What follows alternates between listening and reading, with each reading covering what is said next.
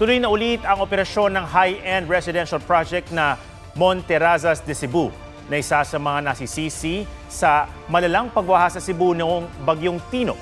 Inalis na kasi ng DNR ang stoppage order sa proyekto at di na rin ito pinatawan ng LGU ng cease and desist order. May report si Darlene Kai.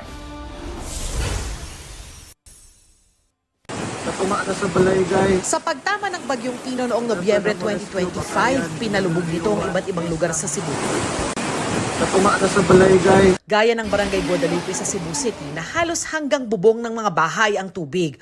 Unang beses daw itong naranasan ng mga residente.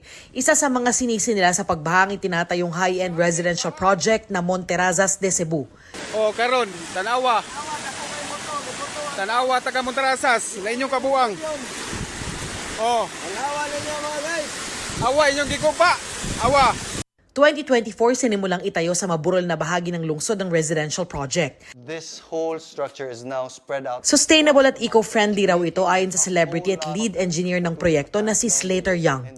Matapos ang matinding baha sa Cebu, siniyasat ito ng DNR. Lumabas na may tree cutting permit nga ang developer pero dumami pa rin daw ang nawalang puno sa lugar. Bukod sa Presidential Decree 1586 o ang Philippine Environmental Impact Statement System, may mga paglabag din daw ang proyekto sa Forestry Code.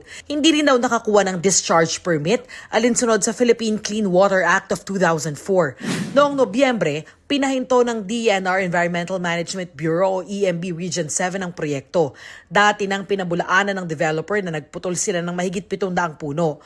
Nitong April 6, inalis ng DNR EMB Region 7 ang stoppage order sa Monterrazas dahil nakapagbayad na ito ng 400,000 pesos na fine at nakatupad na raw sa mga regulatory requirement. Pero inatasan ito ang Monterrazas na magsumite ng weekly progress reports at magsagawa ng regular information campaign. Ang konseho naman ng Cebu City, nagdesisyong hindi napatawan ng cease and desist order ang Monterrazas dahil batay sa technical findings, hindi lang daw maaring isisi sa development ang paglala ng baha. Sinang-ayunan ito ni Cebu City Mayor Nestor Archival. Tumana o unsay mga corrective measures para sa ingon makapadayon gihapon sila sa ilahang proyekto sa Monterrazas. We will continue to assess on the project.